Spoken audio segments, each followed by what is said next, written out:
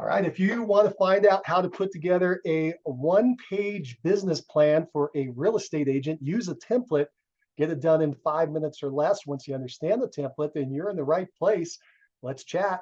Hi, I'm Mike Cerrone with Mastermind Agent and 2 referral closings per month.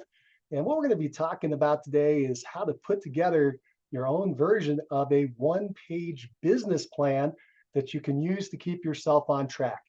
If you're like me and you've gone out there and you've looked at these monstrous business plans that are, in fact, I went to business school, so I had a business plan this big in the beginning. It didn't do me any good. It didn't help at all. So the one-page business plan is the way you want to go, just to keep yourself focused and condition your mind, right? Get yourself programmed for success. That's how I used it. This is the actual business plan template that I used, and so I'm going to share that with you. I tried to put it together so you could whip it out quickly by just filling in 23 pieces. We'll be looking at that in just a second. As everybody, and that's my goal, by the way, at the end of this workshop, this is a workshop. At the end, I'm hoping that everybody will have their own one-page business plan that they can go into the new year with and really have a lot of success. All right, so that's our objective. So be prepared to take a little action as we're moving along, so that you'll have your plan ready to go. All right, if you just joined us and you haven't got it yet, you can get a copy of the template that we're going to be going through by going over into the chat area. If you go to chat, there'll be a link. A couple of us have posted it. So go ahead and click on that and download your own version. It's an Excel, so you can run it on your machine on Excel, or you can get a free version of Sheets, Google Sheets. I just looked at that the other day. I know that it pops up and you can run it in there as well. So either way, you'll have this spreadsheet. It's in a spreadsheet format, but don't let that scare you if you don't like spreadsheets. It's pretty simple. You just got to plug in a couple numbers and it does all the work for you, including kicking out your one-page business plan. All right, so before we jump into it, I just want to give you a little bit of, oh, by the way, if you're listening to this after the fact in the recording and you want to get the template, just go down, look in the show notes down below. There will be a link for you to pick up the template down there. All right, so that you can go along with us as well. A little bit of inspiration before we jump into it. I used this one-page business plan when I was able to ramp up my business and ended up selling 113 homes in 1 year. So I'm a pretty big believer in this type of format of programming your mind and creating simplicity to do that. And that's where this originated from. In my personal production, I started out really slow in my business, only sold 5 homes my first 6 months, and then only sold 7 homes my the next full year. And then finally got up to 20, and then I got stuck at 20, and I couldn't get past that. It was 20, 21, and 20. Then I had this business plan, this one-page business plan, and I'm going to show you how to use it. And I was able to go from 20 to 41 the next year, and then 41 to 95, 95 to 113. So that's why I'm a big believer in it. And I don't know if you'll get those kind of results. I hope you do. I hope you do better. If you do, please share. But that's the objective of why I think this is so good for you. And I'll give you one final tidbit, and then we're going to jump in as we're waiting for a couple more folks. The way that you're going to use this is kind of important, or my recommendation. You can do whatever you want, but this is my recommendation. Once you get this thing done, you're going to have a one-page business plan. It's going to be front and back of a one-page sheet of paper. Then I recommend you take this to a like a Kinko's. I don't know if they have Kinko's anymore, but a business center where you can get it laminated. All right, so it's waterproof. It's going to be laminated plastic on front and back. Hard plastic. It's kind of hard. It's kind of neat. Anyway, you're going to take that and you're going to put it in your shower. What you're going to do, this is what I did. You do whatever you want, but in the morning, I would get up and I would get going. I'd shower up as quick as I could, and then I'd do the work.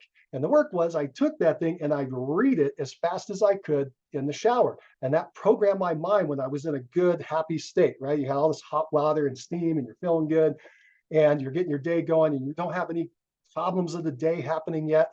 And so you're plugging all this good information into your brain. And anyway, the results were amazing. Let me give you that final piece.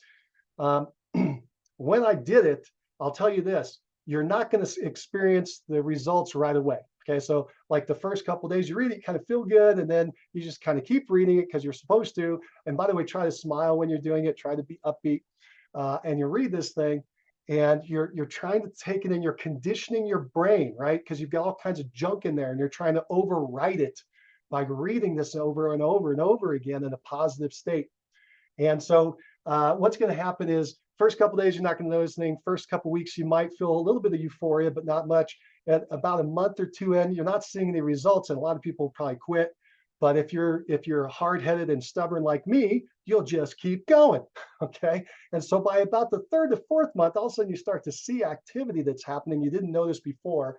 By the sixth month, your business seems to be doing things you didn't think it would do, and just in up to that time.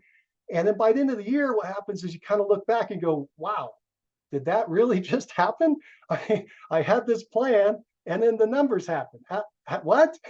So I'm hoping you will experience that, but I want you to know that it's not like you just do it once and then you're over. You got to keep conditioning the mind over and over and over and over again, because you've already conditioned your mind with something else over and over and over and over again. You got to rewrite that.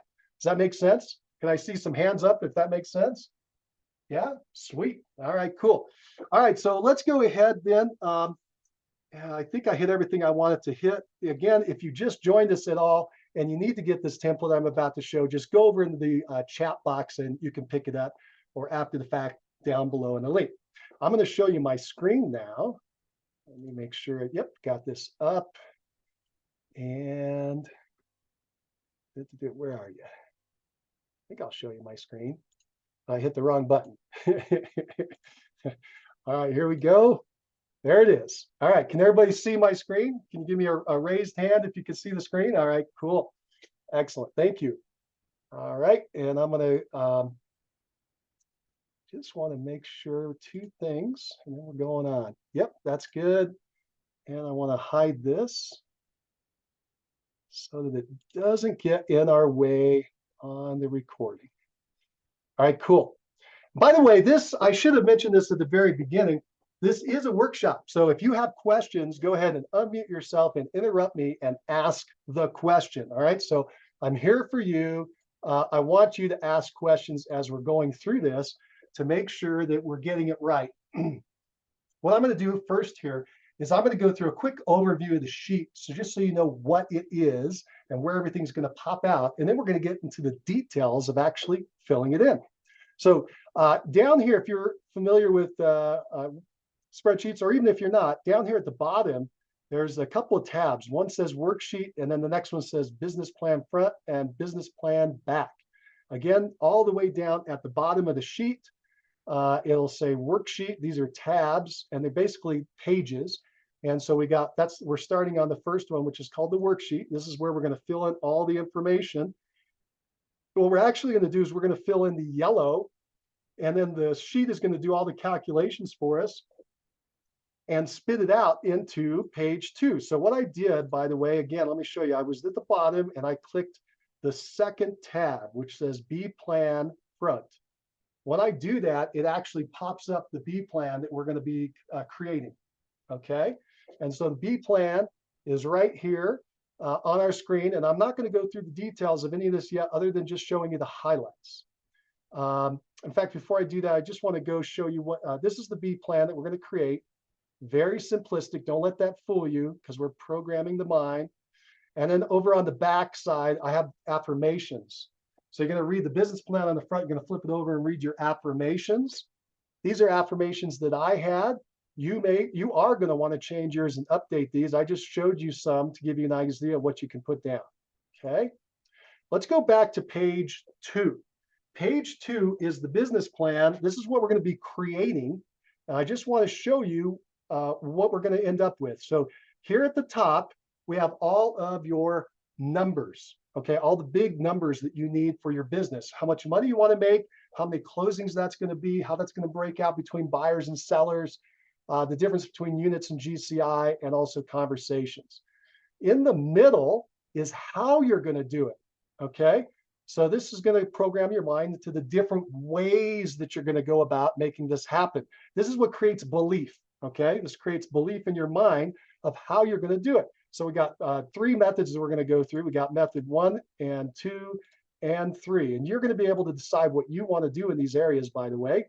And then down here at the bottom, we've got the budget, so you can see the math of how you're going to get to your result that you want, which is the take-home pay. How much money you're going to walk home with. And then over here is our mantra: whatever the mind can conceive and believe it can achieve. You're going to want to read that every day as you're in the shower with this plan, okay? And maybe you take a shower at night. Do it at night then. The other thing I recommend, if you can, is read this first thing in the morning, like the shower, and then first thing before you go to bed. Because again, you're just kind of putting this into your subconscious, and what'll happen is you'll start dreaming about it. Sounds weird, huh? But it's kind of cool. You'll wake up with all these great ideas. It's pretty wild. Anyway, so we got that plan on page 1, and I want to show you where we were creating it. And then we're going to go back and now fill in the worksheet. Before we fill in the worksheet, do you have any questions before I move on? Go ahead and unmute yourself and ask away.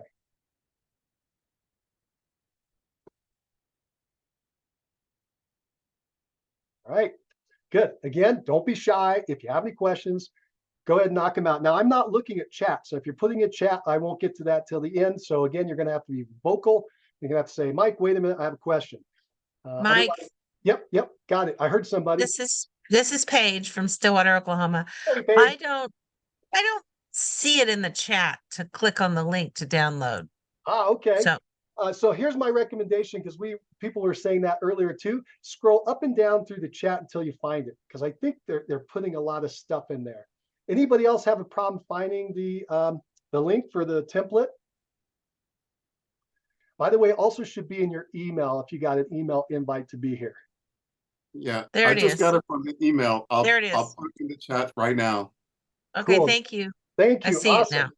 Awesome. Hey, thanks for asking, because other people may have had the same question. So I really appreciate that. Okay, is this interactive like yours is, or is it stagnant?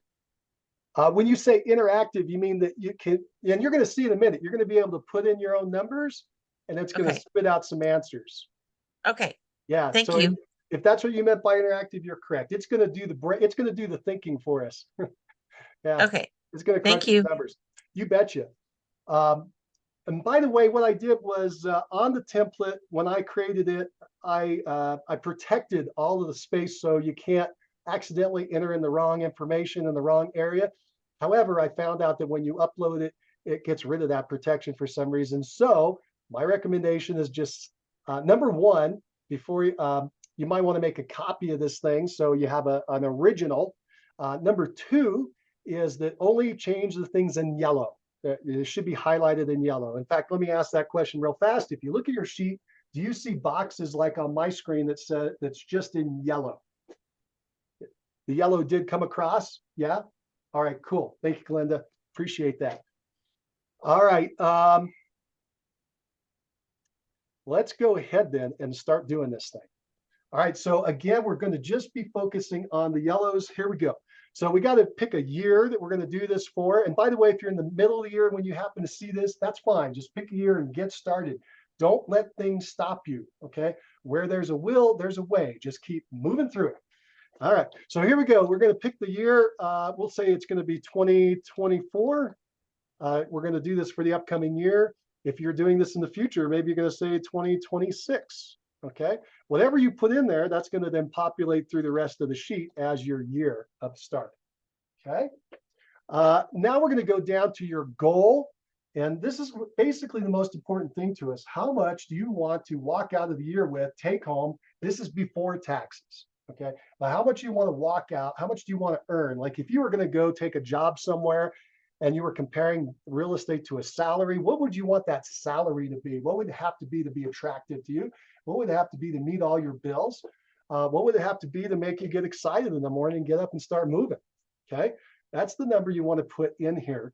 And so I'm going to say that this agent that we're talking to wants to make 10 grand a month. That's 120,000 per year. Makes sense? That's take home after. That's not GCI. That's take home.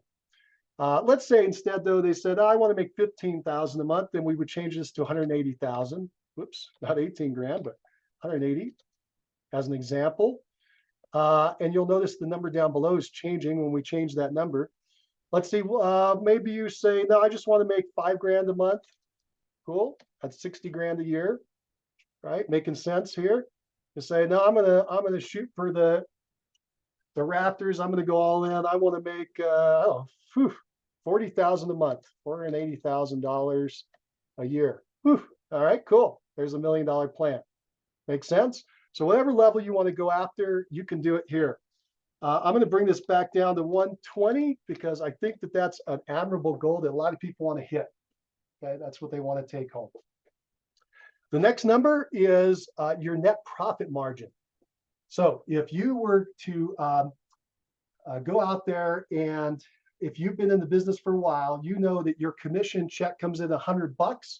How much do you take home after all your expenses?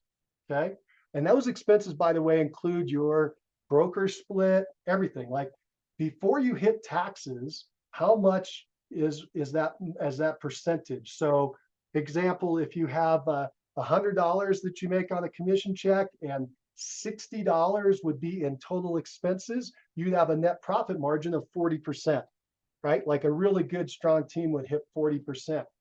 But a solo agent might have a much higher net profit margin. You might be at 80% net profit margin, right? Notice how that changes the next number, which is GCI, what you have to make. So if you don't know what your net profit margin is, you haven't tracked it, you're new to the business, whatever, just try 50 to start.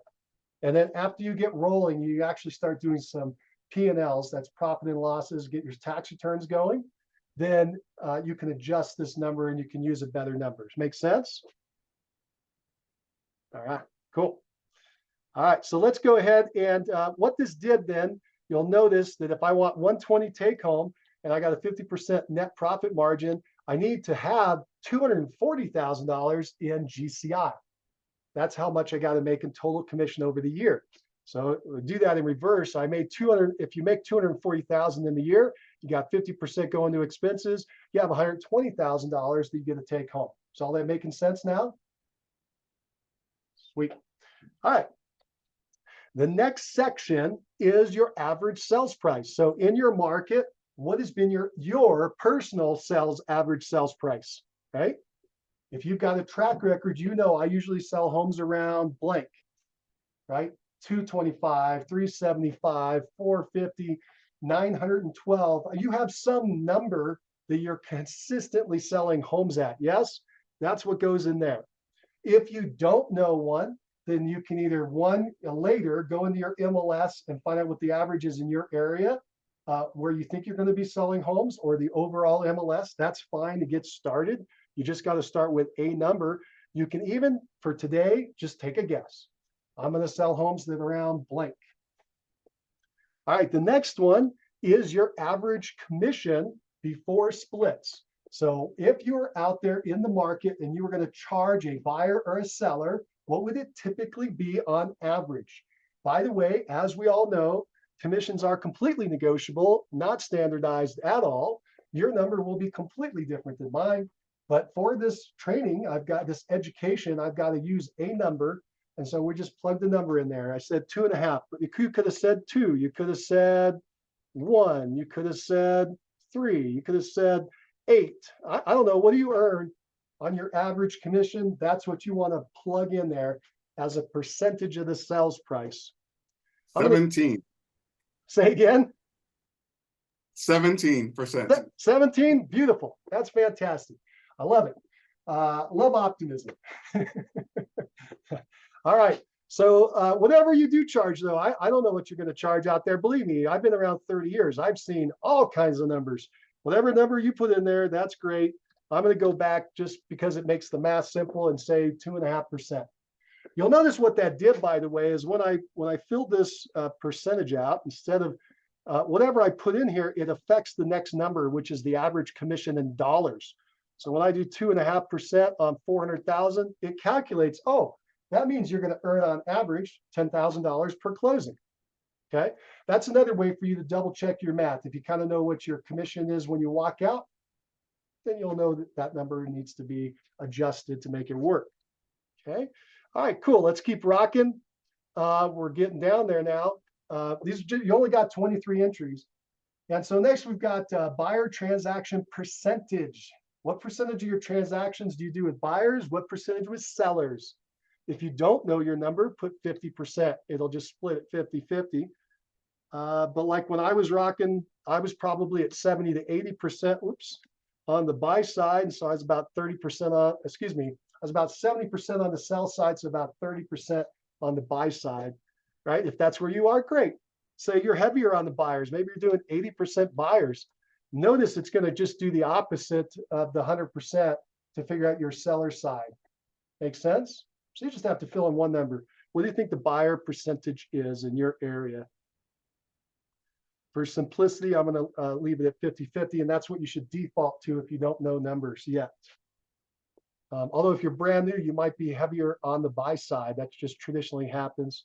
Don't have to, by the way, but that could happen. It's most likely. Let's go. Keep going here. So now it's crunching numbers for us in the background, and here's some results. It's already starting to spit out. So the total GCI will be 240 for the year. You're going to do half of that in buyers, it's 120, and half in sellers, 120. So notice if we had changed this up here to 20% buyers, I'll say 10% buyers, it recalculated these numbers down here for you. Make sense? Everybody seeing that? All right, cool. Again, I'm going to go back up and knock that to 50 just because I think that'll be the common thing for people. Now to the bottom of my sheet, I'm on line 23. And I got a GCI per month. So I had it annual, now I got it per month.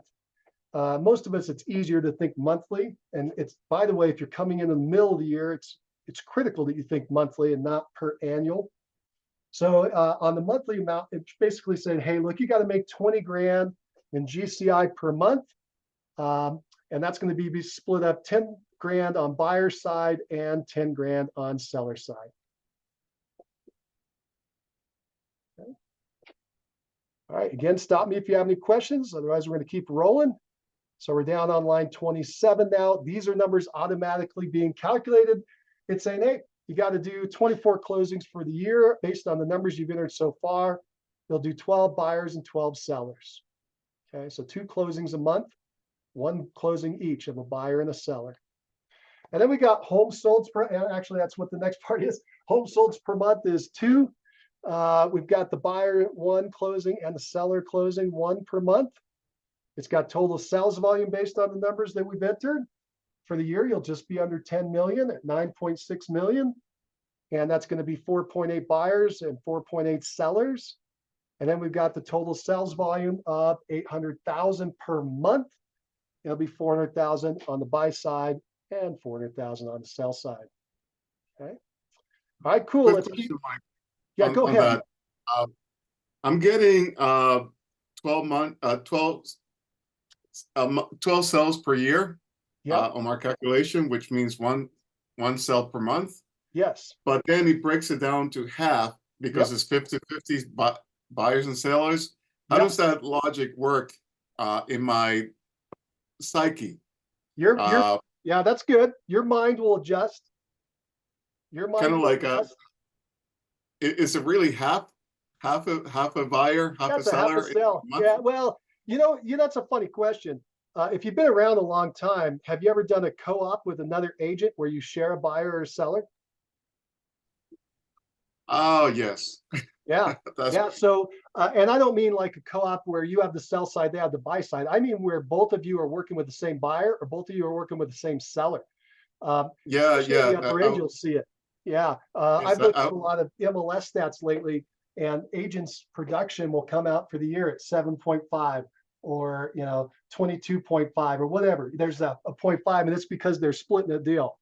And your brokerage, depending on where you're at, they may be splitting deals too to figure out how your compensation is going to be broken out. So technically, you can actually have a half a buyer, but I do understand what you're saying. Yeah, it's a good question. Yeah, thank you. You betcha. And thanks for asking. I do appreciate all questions. Again, somebody else is probably asking the same thing. Let's go down to the next section. Now we're going to get into conversations. The whole real estate game comes down to conversations, how many conversations you have with people. It is People business. Sometimes I try to make it not that way in my career, but it is. You have to talk to people. And so if you're on the DISC personality profile, if you're a C or an S, it becomes a little harder. And that's why you really got to focus on the fact that it comes down to these conversations. There's different ways to get into the conversations, but you're going to have a certain number of conversations. And so this first question is, hey, through your experience, how many conversations do you need to get to one closing? If you've been tracking, you know that number, but I know most people don't track. So I've given you a default number to start with. This will also vary based on what kind of business that you're pursuing, whether you're going after cold business, such as internet leads, or if you're going after a very warm business like repeat and referral, this number will adjust. But go ahead, and you got to start with something. If you don't know a number, go ahead and default that to 40. After 40 conversations, you'll get to one closing. And that's a good mix, heavier on the people you don't know. Excuse me. Then it's going to crunch some numbers and say, hey, based on how many closings you want to do, that means you need 960 conversations per year. And your mind's probably going, whoa, that's a lot of conversations. Well, no problem. It's actually only 80 conversations per month. Your mind's going, no, that's still a lot. All right, well, it's only 4 conversations a day. You think you can talk to 4 people a day? I know you can talk to 4 people a day, right? And so that's why the genius of this, it starts to reduce it to the ridiculous in your brain, right? Bring it down to something you can digest. Next, we got, this is a good section. Becomes kind of important for you, and you will take a little more time here. It's your lead generation. How are you going to get these deals? If you have just one source, great. I've got 3 lead sources here. If you got more than that, I think you have too many if you're a solo agent. You should, as a solo agent, you should only have 1, 2, or 3. If you're a big team, even with big teams, as you know, many of you know, I've interviewed over 200 of the top teams in the nation, and they will say, I've got 13 different ways I generate business. But when you actually break it down, I get to look at their numbers. The majority of their business comes from one, and then there's a second one that's big, and then maybe a third one that has something, and the rest of them are little teeny nothings, okay, as far as lead generation, what's resulting in income to the bottom line. A lot Mike, of I'm sorry. Yeah, go ahead. I have a question. If we can go back where Sure. I put in 40, the same as you did, but my conversation numbers are different. Is that because of my goal? It is. Okay. Yeah, so tell me, what's your conversations per year number? My conversation per year is 2,400. Woo, okay, good. So you got some big goals. Yes. You're trying to close more than 24 units. I can tell you already, right? Yes. Mm-hmm. Good. I love it. So that's fantastic. But reduce it to the ridiculous. How many conversations per day? Per day is 10 conversations per day. You think you can do 10 conversations a day? I can try. Yes, I'll try. I think you can get to your big goal. Okay. You see how that works? Isn't that cool? Yes, that is. Okay. Yeah, you got some big juicy goal out there and you're like, I don't know. Well, this says, you know what? If you can have 10 conversations a day, you can pull it off. Yeah. Yes. And it may even be better because it depends on the source of the business, right? And that's just going to come through time when you get more familiar with your own numbers. But you got to start somewhere, and then you want to start tracking, by the way. I do a lot of tracking. It's very annoying to do the tracking, but boy, it's wonderful when you're trying to do business planning, okay? When you come back at the end of the year and you pull this all together. Thank you. Thanks for asking. That's a great question. I'm glad you asked. Hey, Mike. Yes. So when you're talking about tracking, or do you do tracking like on your, I guess, what kind of statistics do you keep on your calls? Just as far as how many you're making a day, how many people you reach, or what do you track with that specifically? Great question, William. And again, thanks for being here. So we've got a lot of things that, let me put it this way. Let me give the real answer, okay? Not the guru answer. The real answer is you start tracking whatever you think is important, and then you will figure out if it really was important, and then you will adjust, okay? So something that turns out to not be important, you will just stop tracking, and something that you realize later You're like, oh my gosh, I should have been tracking this. You're going to add to your tracking. That's the actual way that it happens. All right. Now, away from that, just to get to your base question, you do know some basics though, right? You know, how many attempts did I make? So it depends on how you're trying to get into these conversations. Are you making phone calls, for instance? Were you sending out emails or text messages? Were you posting a certain number of posts on social media? What were you doing to take action to get into conversations? You also, by the way, need to define how you want to define a conversation. For me, I want it to be oral. Okay, I want to be talking to someone either over the phone or face to face or through a Zoom. However, there are a lot of people that are comfortable saying a conversation is a text message conversation or an email conversation. And when I say people, these are like the top agents in the nation. So I think they know something.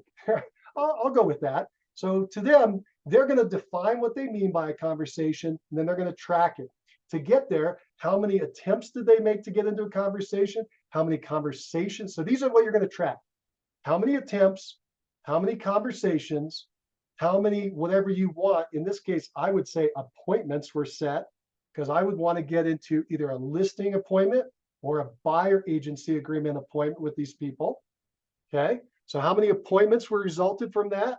And then from there, I'm going to go down into how many contract, how many, I want to say listing agreements, but I think I put a more general term because of buyer agency. How many agencies did I get into, either listing agreement or buyer agency? And then how many closings did I get to? I always want to get to that closing number because I want to get to the point where I can say dollars. When you get this totally dialed down, and then by the way, when you start pumping this in your mind, it really makes whatever you're doing simple. If you can get down to the fact that, hey, every time I have a conversation, I make 10 bucks. Ooh, you're going to try to talk to everybody as fast as you can, right? Because you're going to make 10 bucks. You know, statistically, you'll make $10 every time you talk to them. What it's probably going to be is even a better number. It'll probably be 50 bucks or 100 bucks. I mean, you're going to have some real great dollars from just getting into these conversations. Does that make sense? Cool. That was a great question. These are all great questions. That was sharp. I like that. That makes me happy. All right, good. Again, please ask questions. There are no dumb questions. The only dumb question is the one you didn't ask, right? Because you never got the answer that you needed. All right, good. So that's another great question about conversations and tracking. But again, my big key lesson is you're going to start tracking. I do it on a spreadsheet. And then as you start tracking, you're going to realize, ooh, you know what? I need another column, or I need to get rid of this one. This one's not meaning anything. I'm not getting anything, but I need another one. Like when I was doing direct mail, I would have how many people called me, right? How many people, I wanted to know how many mail outs I sent and how many calls that resulted in. Those were important conversion numbers for me to track because I didn't want to spend a lot of money if it wasn't coming back. Makes sense? And that's why I wanted to follow it all the way down to a closing. Anyway, maybe we'll do another session on conversion and tracking at some point.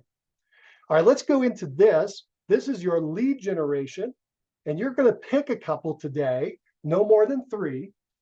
If you don't have one, you just leave it blank. If you only have 2, for instance, but you're going to pick one. And there we go. This is past clients and SOI. So these are repeat and referrals. Everybody should start here because everybody should have a business based in repeat and referral. You may or may not have a lot of business there yet, but that's going to become the strong part of your business. So for a top solo agent, by the way, this usually becomes 70 to 80% of their business. For a top team, it's still about 40, 50, or 60% of their business, depending on where they are in their cycle and how much of their own personal business they're doing. But it's going to be a big chunk. It's usually the biggest chunk for almost everybody. Rare exceptions would be like you're an REO agent or something very unique or niche. But let's say you got past clients, and here's the key. You're going to have to say how many closings you get from that source. This is a number you got to type in, and you're going to have to think about it. So before you get to answer that, you got to go up and look at how many closings did you think you were going to have for the year. That's on line 27. Okay, how many closings did you figure out you were going to have for the year? So I'm going to have 24, but how many are you going to have? And so I believe that I'm going to have about half of those, about 12, are going to come from past clients and sphere of influence. Make sense where I got my number? But I could have changed this. I could have said, no, I think most of them are going to be, I think 18 are going to be there. Okay, fine, put in 18. It'll recrunch everything. I'm going to go back to 12 just for, again, simplicity. But I'm going to say, hey, half are going to come from my past clients and sphere of influence, my PCSOI, my repeat and referral. Then you've got to figure out this next number, which is, hey, how many leads do I need per closing? How many leads per closing? And because this is going to be PCSOI, I'm going to say 2. I just know that when I've talked to a lot of people, it's boiled down to about 2. One, if you talk to 2, if you get 2 referrals that come in, well, one of those is closing. Okay, if you're doing this all correctly, that's what should be happening for you. If not, we'll chat. Let's chat. That's another conversation. All right, but that's what you should be seeing. If you know your number though, if it's different, if it's 3 or 1, well, it's not going to be 1 because not everybody, but 1.5 or 7 or whatever, you can enter it there. But if you don't know the number, just use these defaults I give you over here on the right, right? And that's where I got the 2. That was from the default. All right, and what that's going to do, it's going to calculate for us, hey, we need 24 leads per year from this source. I need to either get into, I need to find 23 people who are thinking about buying and selling, and either give me a call, or I was calling them and they told me they're thinking about buying and selling. Now I'm in good shape. And that's 2 a month and 1.1 per day. I'm trying to remember this fellow's down there. I can't see your name. I think it was JP or something. Sorry, I can't tell because my screen's not showing it, but this fellow down here, well, it's going to be different on all of our screens. But that one guy asked that great question about the half person. Here's another one of those. Oh, that's me, PF. What's your name? PF. PF. Oh, not PJ. PF. I'm sorry. My screen wasn't showing your name. I'm like, so I can't tell. But PF had asked a great question. What about these partial people? That's okay. Your mind will figure that out. It'll make the adjustments. So that's per day is 0.1. I'm not really I'm sorry. Sure. I'm not really understanding what we're doing from 51 and 50. What is it? 50 and 51. Sure. Am I guessing on how many closings per year, or am I looking at what I have up on number 27, line 27, row 27? All right, so let's go up there. Line 27 is how many homes you're going to sell per year. Right? Okay. So you have your number that you figured out. Mine was 24. Okay. It's just what it crunched based on all the information you inputted so far. And then down here, I need to know that number, by the way. I need to remember 24 for the year, 24 for the year when I'm going into this next section, because now I'm going to break the 24 up. Let me give you the big picture. I'm going to do 12 in past clients. I'm going to do 6 in expireds and FSBOs, and I'm going to do 6 in first-time buyers. And if you add that up, it's 24, right? 6, 6 is 12, and then plus another 12 is 24. Does that help? Yes, that does. Okay, that does a lot. Thank you so much. That's a great question. Thank you, because I just fly along. All right. So now that you got a better picture there, you're going to figure out how many of those closings are going to come from your past clients. And I said 2, and then the leads per closing, you need that to crunch these next numbers. Like for instance, if we change this leads per closing to 4, notice these numbers change. All right. And so there we go. We'll go down here. This is the one that's kind of going to take a little extra time. This is how you're going to go about, in just a couple of sentences, how are you going to find these past clients? Okay, does that make sense? How are you going to find these past clients over the year? You don't want to get too detailed. Again, this is all quick summary stuff.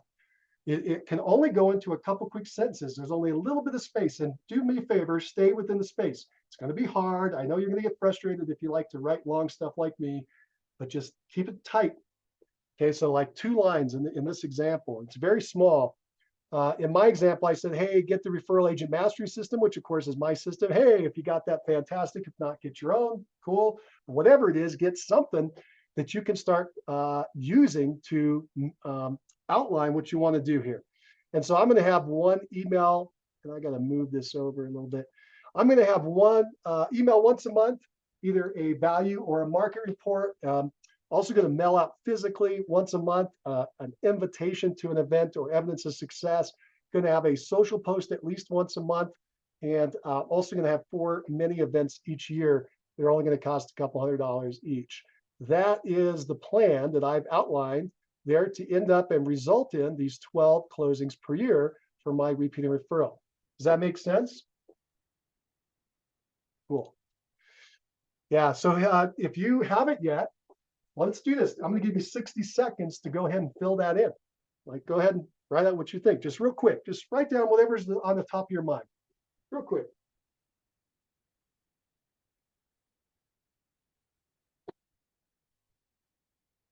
How are you going to get number 1 done? What are you going to do? What special thing are you going to do?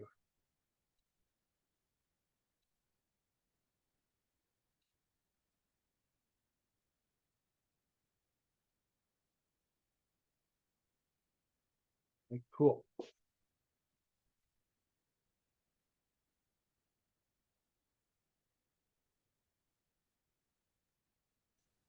Mike, it's Angela. Angela? When I'm trying to change it, it's saying it's on a protected sheet. Do you know how I change Good. that? Good. I'm happy that you actually got a sheet that was protected, because when I brought mine in, it wasn't. So are you in the yellow and you're trying to type it in and it won't type in? Are you sure you're on a yellow cell? Oh, no, I was on a white cell. Yep, that's why. Good. I'm glad. That's great, because I tried to design it that way. So if you were in a white cell by accident like that, you wouldn't write over everything, and worse, write over the formulas that do all the crunching. So you do need to make your changes in the yellow. If for some reason when you brought your sheet in it unprotected it, then I apologize. You're gonna, it's gonna mess it up, and you can go in there, and if you're good at spreadsheets, you would protect everything, and you would then unprotect the yellow cells. Good question. That's a good question. I bet somebody else was having the same problem. So thank you, Angela. All right, so we got our lead generation method number 1 done. Let's go to 2. And for 2, for me, I'm going to say going after for sell by owners and expired listings. That's going to be what I'm going to do for 2. And my objective is to get 6 closings per year from that, 1 every 2 months. Now I need to put in how many leads do I need to get in order to get those closings. Okay, so how many leads per closing? And again, I give you a little cheat sheet over here on the right, or you already know your number. But for me, and with FSBOs and expireds for the last 30 years, it's played out at about 10-1. Okay, and so I'm going to put 10 in there, and that tells me that, hey, over the course of the year, I need to find 60 solid leads if I want to get those 6 closings. 60 solid leads per year, that'll be 5 a month. Okay, now it's sounding more manageable to me, and that's just 0.3 per day. Okay. So it crunched those numbers, and then just like before, you're going to go down in here into this number 63, 63B cell, and you're going to enter how you're going to pull that off. And for me, let's see, I'm sorry, I got to move the folks over there. For me, it's going to say, hey, go ahead and get the listing agent postcard course. That's on that web channel we created on YouTube called 2 listings per month, if you want to pick that up. We were thinking about taking that down, but it's still up there if you want to get it. And by the way, then you'd pull expireds and FSBOs daily, and you'd mail out weekly for 9 weeks. We've got that all automated in our program. It's been taking me about 5 minutes a day, maybe 10. Pretty amazing. Once you get it all dialed, you can get that thing whipped out pretty fast. Anyway, that's a whole nother course, but I just wanted you to know that things like that are out there. Whatever you're doing is fine. You're going to put that into lead generation method number 2. Like, I know a guy, and he may be on here, who does just divorce business, right? That might have been his number one or number two. Okay, that's what he focuses on. And then he would write in his numbers he knows over the years from divorce, like how many closings he think he would get from the lawyers referring him these listings. And then the leads per closing, how many leads does he get that actually turn into closings? And then he'd say, you know, whatever he does, I go out and meet, make relationships with 1, 2, or 3 attorneys to make that happen. For instance, I actually watched a course of his a while back, just last week, I think it was. And I think he said he was getting about 4 closings a year per attorney. So in this example, he'd want to have at least 1.5 attorneys, right? Okay, got that half person again. So he'd want 2 attorneys. Okay. But whatever yours is, whatever your plan is, that's what you would enter here. Any questions on that one? Starting to get the swing of it? Cool. All right, then we'll go to my number 3 is first-time buyers. Okay, excuse me. And the first-time buyers, my goal was to get 6 closings per year from that. And again, just to bring it back together, first-time buyers was 6, expireds was 6, past clients was 12. That brought me up to 24. And I'm going to go down and talk about my first-time buyers. Got 6 of them, 6 closings from that source. And then I needed to figure out how many leads per closing. Ooh, this one is a lot. It's like internet leads. So I need to get 50 of these leads to get to 1 closing. Okay, that's a lot of leads. And that's why you got to have an automated system for as much of it as you can. And so, for instance, in my group, we've got this thing called the Facebook First-Time Buyer Funnel. We spend $10 a day on Facebook ads. We partner with a low down payment loan officer who's doing a lot of the cleaning and the qualifying, because we're going to set book appointments straight to his Calendly account, and then he'll hand them off if they look good. And then we meet the buyers who schedule consultation back through our Calendly account, and we go out and show them property. Okay, so that's kind of the idea of how that works. As an example, you may be doing something completely different. I just want to show you the kind of thing that you're going to do. Notice it's real quick, just a couple little statements. Okay, so hopefully everybody's got that in there. I'll give you 30 seconds more.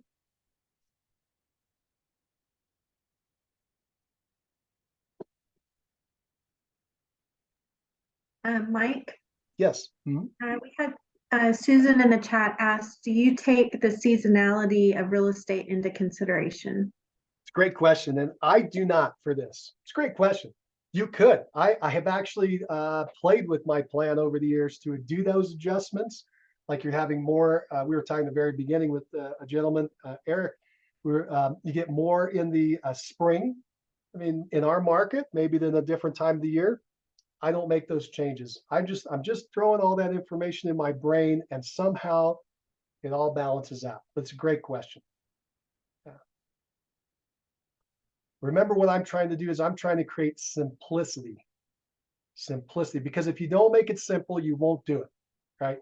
If it's not simple, you won't do it. So that's why you're just going to read this thing for a couple of minutes in the morning. You're going to pump it in their brain. We like this whole thing. You can fill this whole thing out in 5 minutes. We've already been talking almost an hour, but it's just because I'm trying to go through the details. Once you get this thing done, you're going to be able to go through and fill it out the first time quick. You're going to be able to make quick updates to it. You're going to be able to go year 1 to year 2 to year 3 and use it and make quick adjustments.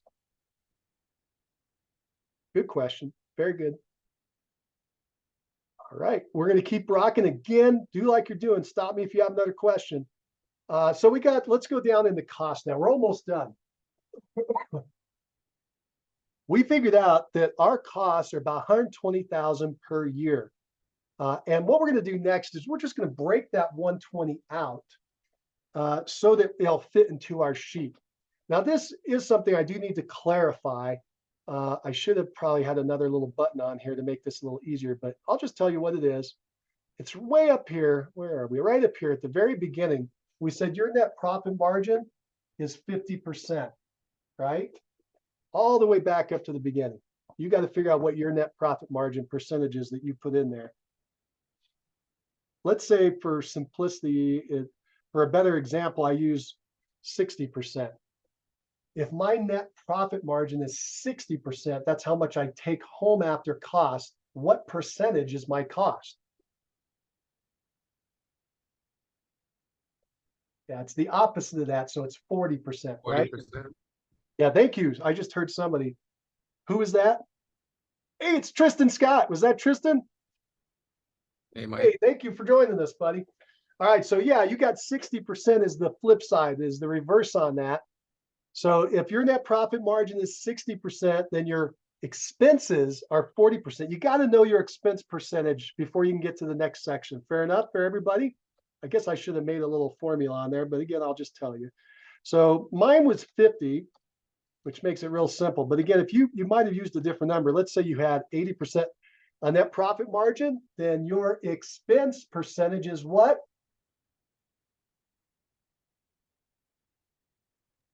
$20. 20%. You guys are getting it. Yeah. So look at whatever your percentage is there, and then take 1 minus that number to figure out what you need to use down below. And again, I used 50%, so I'll just flip it back there. So all the way back down to the bottom now. These are my costs per year, was 120. And now I'm going to break out my cost percentages. My cost percentages next. These need to add up to 50%. So I'm going to have 20% here, 10% here, 15% here, 5% here. That'll all be at the total that I put up above, which is 50%. And that's why it says, hey, you're good, it balanced out to 0. Okay. So what is your broker split? Do you have a split with your broker? If so, what is it? And if you're paying some kind of flat fee, try to figure it out as a percentage just for now. Just try to, add it up over the course of a year in your flat fee costs and put it as a percentage of your total GCI. And that's the percentage you'll put right there. Next is, how much are you putting into marketing and lead generation? I don't know how much you're putting in. A good rule of thumb is 10% if you're maintaining. If you're a heavy growth period, you could do 20%. At one point, I was doing 20 and 25%. It really depends on if you're in heavy growth mode or if you're in balance mode, where you're just going consistently out there to maintain. Some people, they've been around so long, so much of their business is repeating referral. This might only be 5%, but whatever yours is for your overall marketing and lead generation, you're going to put that down as a percentage. Notice it calculates then the dollar amounts, and that's what we're shooting for our form. All right, do you have any staff or operation? Do you have any people helping you out? If you have a team, as an example. If you're a solo agent, do you have an assistant, or do you have a VA that's helping you? If so, that cost needs to go here. Okay, and if you don't, then just throw it in at 0. If you are the staff, cool, just throw it in at 0. But if you do, go ahead and put a number down. Nice thing here is then you can see what the annual amount is. You can make sure that looks about right to you. Okay, so it's about 30. In this example, it's 36,000 a year, about 3,000 per month. Maybe we've got a part-time person or just whatever the situation is, maybe a VA. And then education. I remember the guru saying this, and I always used to think, God, that's so self-interested to put education in there. But you definitely need something for education. Even if you just put 1%, you need something in there per year. Again, you're telling your mind, I need to go out and search for information and grow my mind. I need to grow and learn different ways and techniques to do things. And so you should have something dedicated to your education, whether it's learning something new and how to do the computer, learning how to search the MLS better by taking one of their classes, going out and learning how to do lead generation, which is one of my favorite topics, or most importantly, lead conversion. If you are going to hire a coach, I don't know, whatever you're going to do in the education world, you should have some money set aside in your budget for that. That's what that is. When you get down here, it should say 0 for other. That means that you added up these 1, 2, 3, 4 spaces, and they ended up being that percentage that you needed for your cost. How's that? Did everybody get to 0? Yeah. Cool. Anybody not get to 0?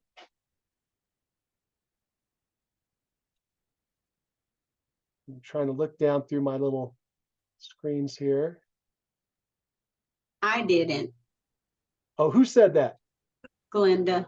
Hey, Glenda, how are you? Good.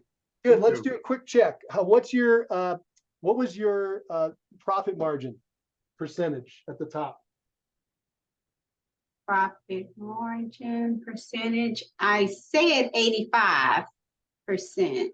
All the way up here. By the way, that's great. So right there in number 9, you said 85%. Uh-huh. Okay, cool. So that means how much do you have for expenses then? What percent? For expenses where are What's what? left over for expense? If you're gonna, Oh, 15%. there you go. Okay. So you got to, you have 15% of expenses. And so down here at the bottom, you've got it over these 4 boxes, you've got to spread that 15%. Oh, okay. Over that's 75, sales 75. And none of these will be over 15%. All of them will be below Oh, 15%. no, I was saying line 75. Yes, I'm sorry, go ahead. Yeah. So I have 3% for broker split. I really have a flat rate. Sure, whatever you And- think it is. And remember, you can adjust this all later. Keep going. Okay, and then I have 10% for marketing. Okay. And then staff and operations, I have 15%, but I probably much. don't need that Can't much. be Yeah, 15%. because Can't be I'll say 15%. yeah, because I You don't only, even. you only got 2% left. You said Oh, your net profit okay. margin is 15%. So you've already used 10 and 3, so you only got 2 left. Okay, so 15 all minus 4 10. of these need to add up to 15%. Okay, well, I gotta have 5. I'll say 3 for education. Too much. I'll say 2 for, yeah, I Unless need you re-stagger it. 1 and 1, yeah, because I really don't have a So now staff. take a percentage off of one of them then. Okay, And now now it's you got to 0. help us. You got to help us complete the circle. Tell us the numbers you have here now. Okay, I have 1% for the broker. I have Generous broker. 1% and then 10, yeah, it's like 200 and That's some, no okay. matter Keep what. going. 1%. Okay, 10% for marketing. Now we're at 11. 1% for staff, That's a 12. and education is 3%. So it's 15%. Got it. But Cool. I And so probably down here need you to should just- zero out to 0. Yes. Yes, it is. Now it's 0. Yeah. Okay. That I was just got- excellent. I appreciate you walking us through that. So hopefully everybody else got that idea, right? We got to take that expense percentage and bust it out into these columns, into these boxes, Okay. into these I'm gonna cells, into say these parts. this one here is 8. Yeah, that was exactly my problem. Cool. Because Yeah, that's I usually thought- what happens. That's why I really appreciate you guys participating, because somebody's sitting back there going, man, this stuff ain't working. I got it. Yes. Thank you so much, Mike. You betcha. You betcha. So PF, did you get it to work? Yes, because when Glenda was walking through, I realized that I had to redistribute the percentages Nice. to match to a 0. Yeah, you know, on this form, if I adjust it, what I probably would do is put the number here that you would have to split out just to try to help. But that's for another day. At least you guys know how to do the sheet now, and the sheet is completely filled Thank out. Yeah. Any questions on filling out the sheet before we move on? Everybody should hopefully have a complete sheet. This is so exciting. All right, cool. All right, so now with all these numbers filled in, there were just 23 boxes. And again, I know it took us a while, but believe me, next time you do this, you're going to fly through it now that you understand it. With all those numbers, we go to the B plan. And there it is, beautiful B plan. If you go to your second page, your second sheet, down at the bottom, the tab, bottom tab says B plan front. So we're going to the second tab. You should pop open and see your 2024 business plan. Everybody there? Anybody not there? Yep, here's where the magic happens. All the numbers are now in the form. Your numbers are in the form. That's the most important part. So Mike, yep, go I'm ahead. sorry. Since it's on Since it's on, I guess, protected, it's not allowing me to open up the cells so I can read the numbers. Some of them are, like crunched with the Oh, so you mean like your columns number are sign small? in it. And you know how you have to click and open it up at the top? It's not allowing me to. Are you talking, just to confirm, are you on tab number 2, B plan front? Yes, I am. Okay. And there I have where in like cell 7A, the number is big. I mean, it's too many numbers, so it's not opening up. And I know usually you can click at the very top and get it to open or even pull it over, but it's Linda, not allowing me to. Linda, your goals are too big. You're going to have to reduce your goals to fit into the plan. Oh, the same God can bless me with what I done this year, can bless me with even more. Yeah, or you could click on the tab. You're on the column, right? A column. That's where Yes. that's where the number's too big. Click on the A, so it's all highlighted, and then on the right side of the A, drag it over until the numbers get exposed. Yeah, see, it's not doing that. I work on Excel all the time, but it's not, I don't know if it's because the sheet is protected. That's how you normally do. You can click up there and drag it, or you can even double click those lines and make it spread out. You can double click that line up there by the A, between the A and B. But Yep. on this one, it's not allowing me to. Yeah, Yeah, trying to just- But remember. okay, for the sake of the training, I will lower my goal. No, don't lower your goal. I was teasing. Do not lower your goal. No, What just we have to do is copy it. figure out how to expand your column width and or change your font to be a smaller font. Oh, you probably know what's what? gonna I'll happen. do that. I'll change my font. I'll do it on the Yeah, whole sheet. These are protected cells, though. I'm glad. Oh, It's so actually it's telling not you they're even protected. allowing me to change the font. That's so- Wow. Is it saying that it's protected to change the font? The font is actually available. It's given, it say font size. Yeah, it's not letting me choose. Like I'm trying to choose 8 and it's going back to the 11.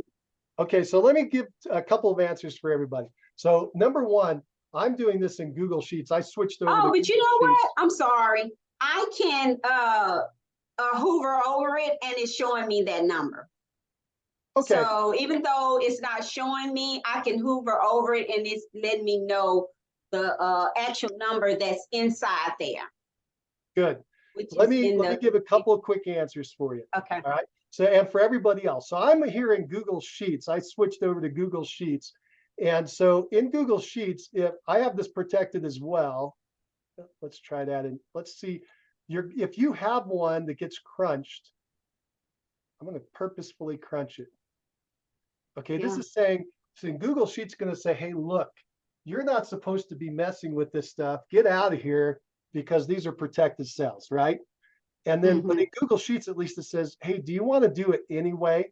And I'm going to say now, okay, but I caution you to only do this if you can't see your numbers like Glenda's having the problem with, because you don't want to mess with the cells and then it's crunching numbers or giving you the wrong answers, okay? But I'm going to say yes. And then notice that it's now, if I'm going to really do it nastily there, okay, so now it's shrinking the number. I can't see the full number. I'm going to do it even more.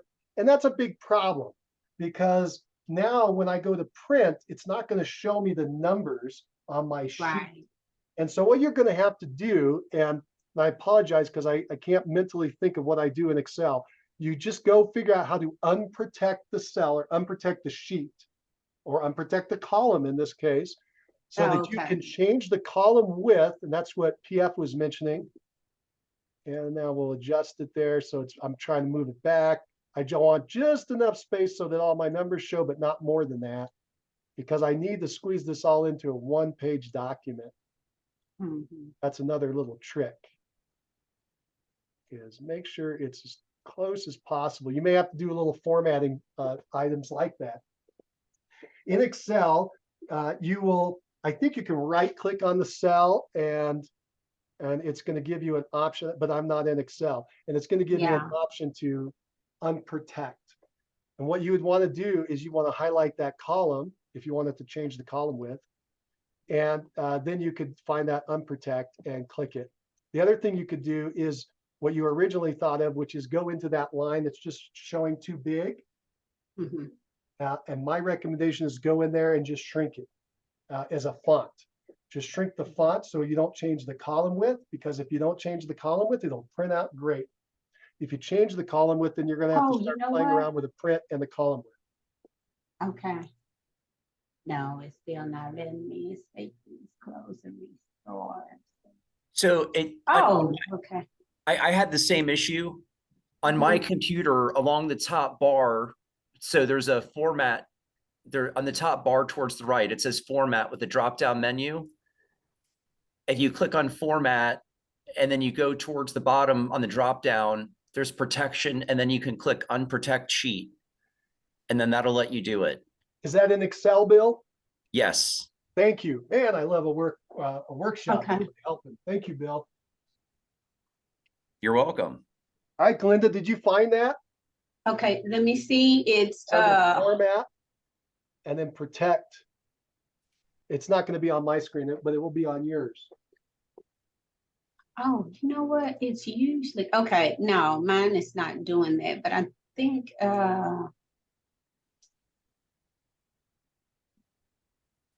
We're gonna let you kind of okay. look for that, Glenda, and then come back Okay. and let us know that you found it. Fair enough? Yes. Okay. Yes, that's good. Okay, cool. Now that you know a couple ways to handle it, and again, my Mhm. recommendation is just to go into that cell, unprotect it, and squeeze the font down so you can just squeeze the number in, because you probably only have to pop it down a couple points, 1 or 2 points, unless you have a massive number in there. And even if you do, just go ahead and shrink it down until it fits, okay? Because otherwise, Okay. if you keep expanding the column, it's not going to fit on the one-page sheet. Does that make Yeah. sense? Okay, Yes. Uh-huh. good, Okay. excellent. All Oh, right. you know what? I can do the right. Okay. Good. Let's keep rolling. So we got this one-page business plan now, and now all of our numbers are here. I want to show you what you do next. Once you're going to print this out and you're going to laminate it, you're going to read this and you're going to read it quick in the shower. You're going to start up here at the top and you are literally going to read every single word on here. You're going to say 2024 business plan. And then you're going to go down to this next part in 3A. I'm going to read left to right.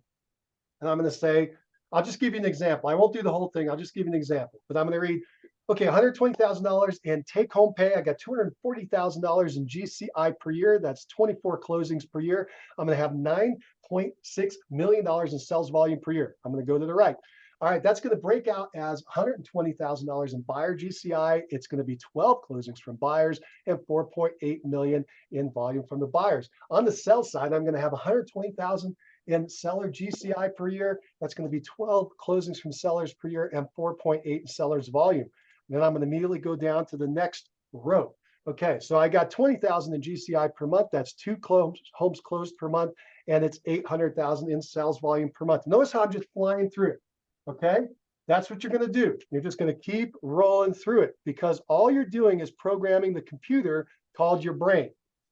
Does that make sense? All right, cool. All right. And then all the way down, the next thing then would be conversations, showing your brain that it breaks down to, notice that this box is highlighted, 4 conversations per day, 4 conversations per day, 4 conversations per day. I want to get that in my head that, man, if I could just get into 4 conversations per day, everything else plays out. The whole sheet will work if I can just get into 4 conversations per day, 4 conversations per day. Make sense? You want to simplify your business to one number? That's the number. If you want to simplify, if you're like Mike, I don't want to do any of these numbers. I just want it solely simplified. That's it. You get into 4 conversations per day and the numbers will take care of themselves. You've already proven it to yourself by doing all the math. Pretty cool. All right.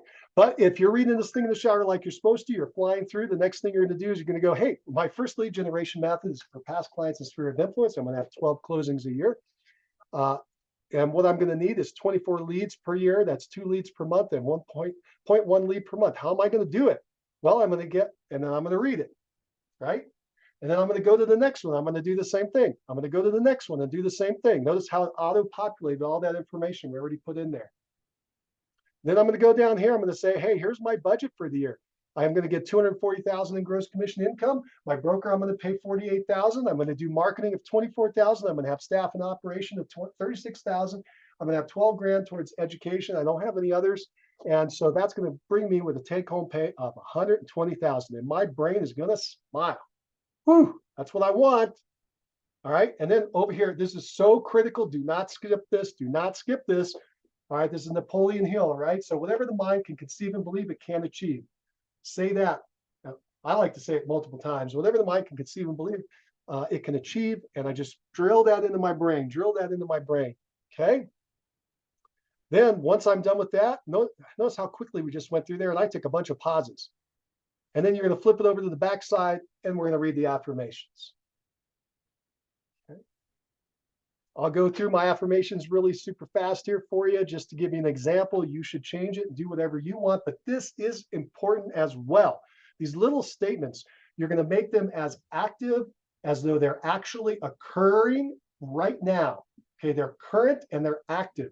So I am destined for greatness. Okay, it doesn't say I will be great. It doesn't say something in the future. It says I am destined for greatness. I achieve my goals by helping others achieve their goals. Okay, notice it's an active verb, right? It's an active verb. It's happening right now. Active sense. English wasn't my strongest. Is that right? Active sense? Yeah? All right.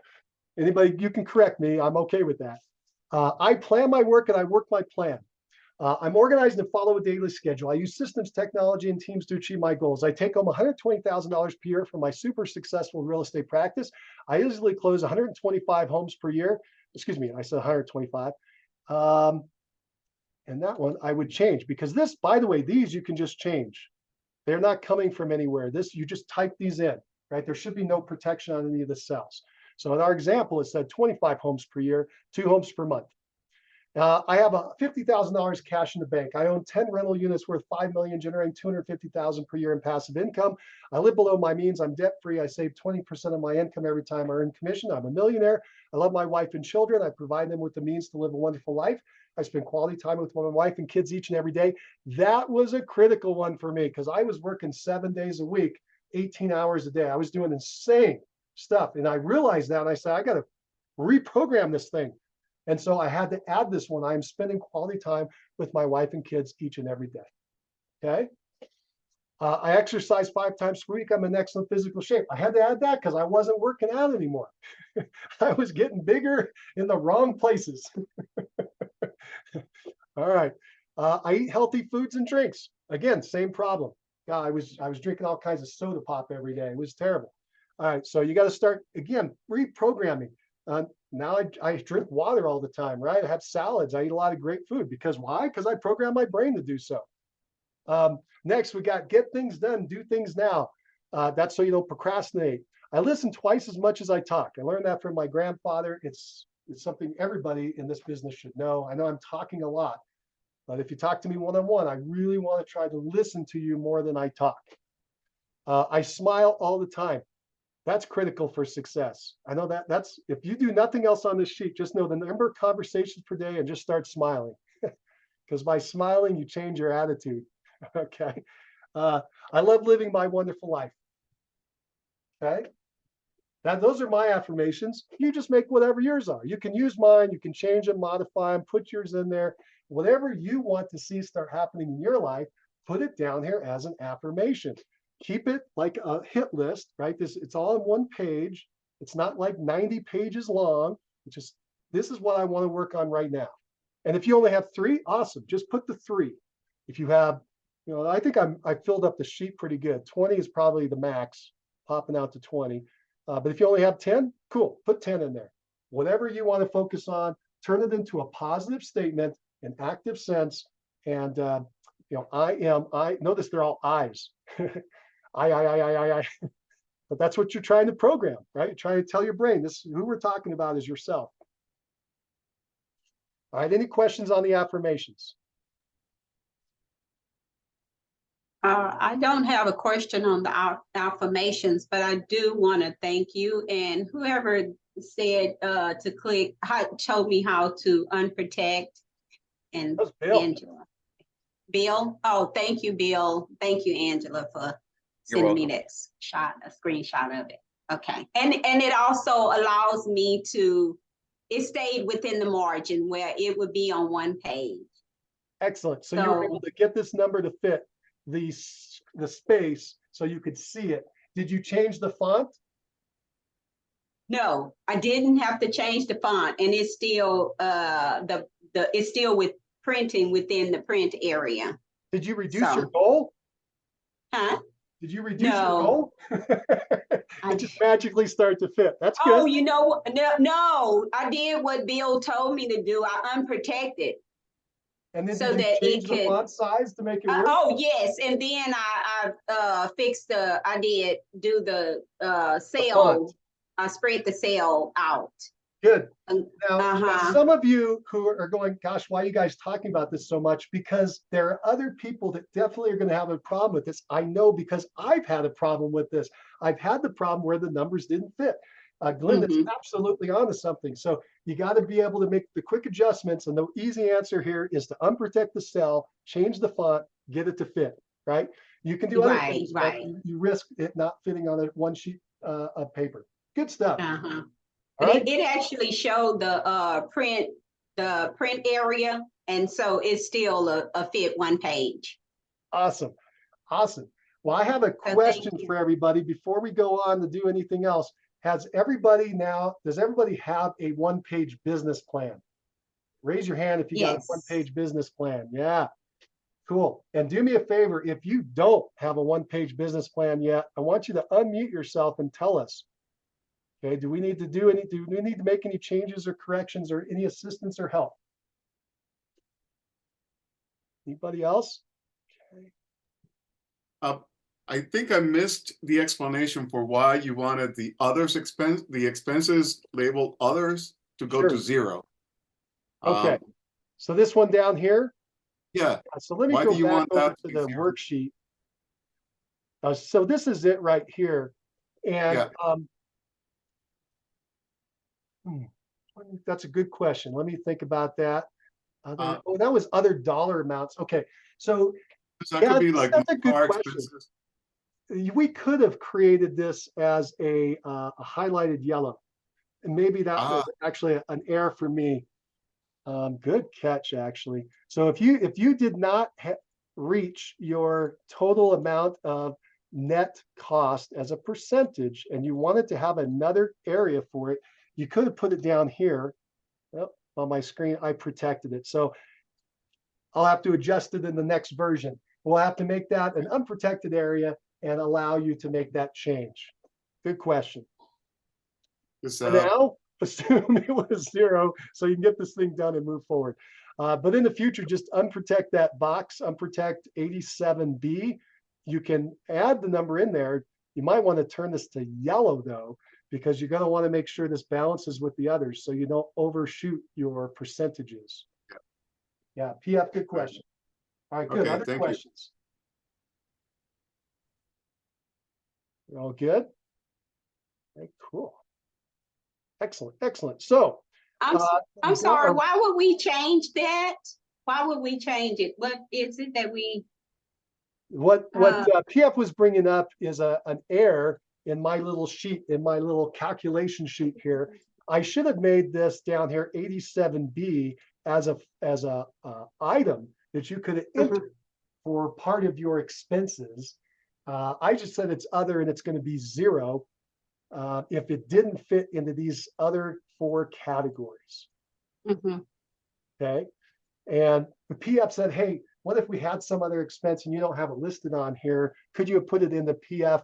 And the answer is should have been able to, but I may have messed up. I didn't unprotect that sheet and turn it yellow. Excuse me, unprotect that cell and make it yellow. And so therefore you're going to have to leave it at zero for now, unless you want to unprotect it and make it yellow. And if you do, and you balance this out to make sure it doesn't exceed your net, your expense percentages, it'll show up here on 44A as your other cost. Oh, okay. And let me show you an example. So right now it says 0. I can't unprotect. Well, I can fill it in and it'll say, hey, do you want to do that? So I'm going to make it just for fun real quick, 10%. Okay. Whoops. Well, now. Okay. Do that again. There we go. All right. So now it's a 10% saying 24,000 is the actual cost. And over here now says 24,000 on the actual plan. So I have the formula to flip it over. I just didn't unprotect that little cell. Boy, this is a good catch. That's getting into the nitty gritty. I like it. I'm going to move it back to 0 though. Does anybody have any questions? Did that make sense? That was other expenses that didn't fit into these 4 breakouts. So if we spent more, how is that giving us a positive? That's what I'm.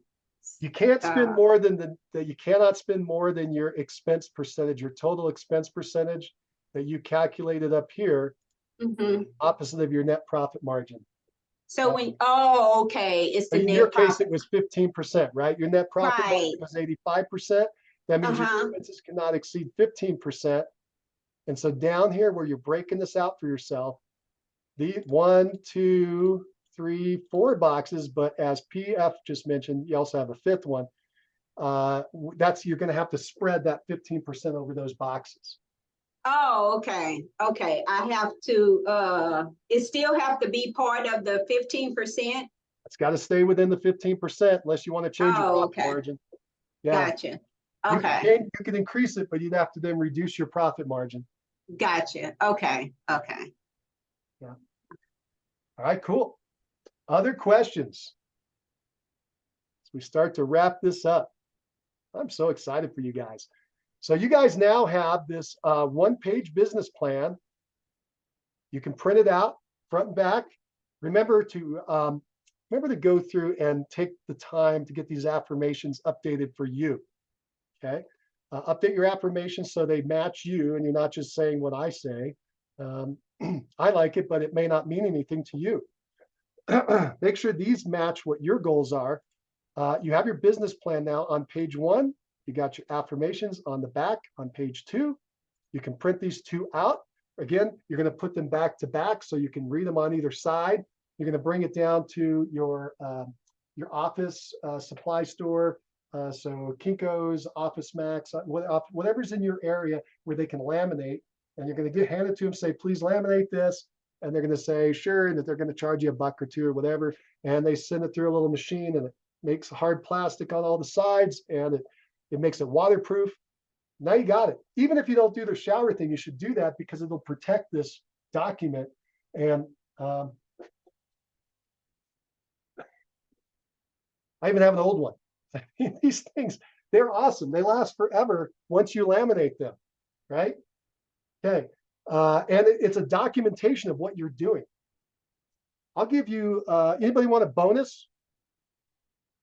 You guys want, we're done. You guys want a bonus? All right, I'm going to give you a quick bonus. So here's a quick bonus. Please. All right. So here's a quick bonus. If you want to hit your goal, you want to tie this in with one other idea that also worked for me when I took those big leaps, right? Doubling my production. And what I did was I used visuals. I'm a visual person. If you're a visual person, this will help. So 80% of the population is visual. That's why we like television. We like the little screen on our phone. We like everything. We like to see stuff. By the way, the rest are auditory. You like to hear stuff. And then there's a very small percentage of their tactile. They like to touch stuff. I just saw a little kid, 2 years old. He was touching everything. He was just a tactile. I'm like, that kid is a tactile. But most people are visual. So if you are, this will work for you. You want a graphic representation of your goal that you can put on the wall where you work. And what you do is you create a, what do you call it? It's not cardboard, but a craft board that you can draw on. And it's pretty big. And you're going to write at the top of your goal for the year in number of closings. And then what I did was my wife actually helped me with this. She drew little houses, like they were hollow in the middle, just the shape of a house. all the way across the sheet. And whatever my goal was that year, that's how many houses were across the sheet. Okay. And then when I had a closing, I got the joy of running over there and filling in the middle of that house with the address and then coloring it in. And so it went from these hollow houses to these colored houses all along this sheet. And so I could visually watch that I was meeting my goal. Does that make sense? Yeah. I remember when I went for the 100 and I got to 95, I'm like, I'm almost there. And I was so upset that I didn't hit the 100, right? And but then I had to remember that thing drew me into getting to 100 from 41. Excuse me, to 95 from 41.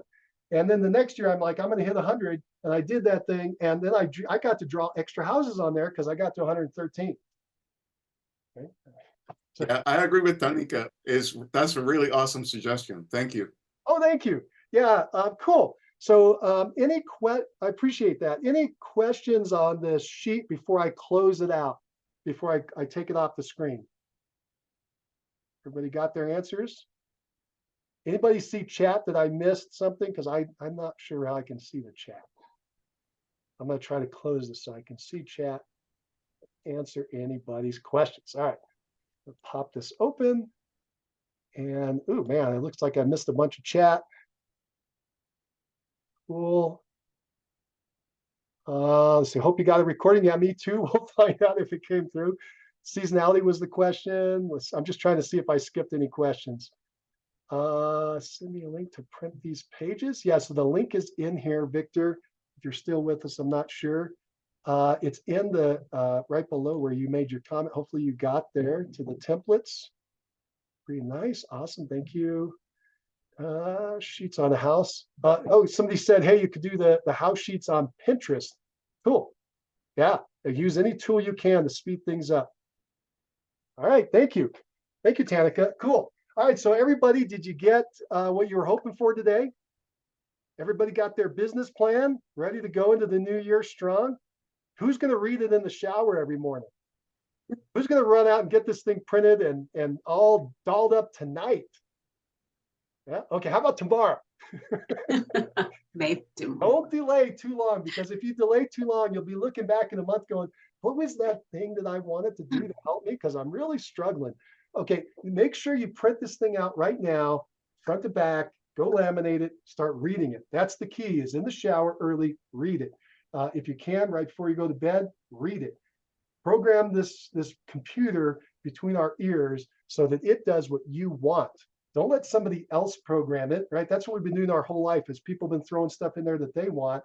You need to program what you want in there. Sound good? All right, cool. All right, well, we're going to go ahead and wrap this up then. I really appreciate everybody being here. Thank you for your time. And today was a lot of fun. That was awesome. We go ahead and. It was. Thank you so much, Mike. Very good information. Thank you for your time. Thank you. Thank you. Thank I really you. appreciate it. Appreciate y'all being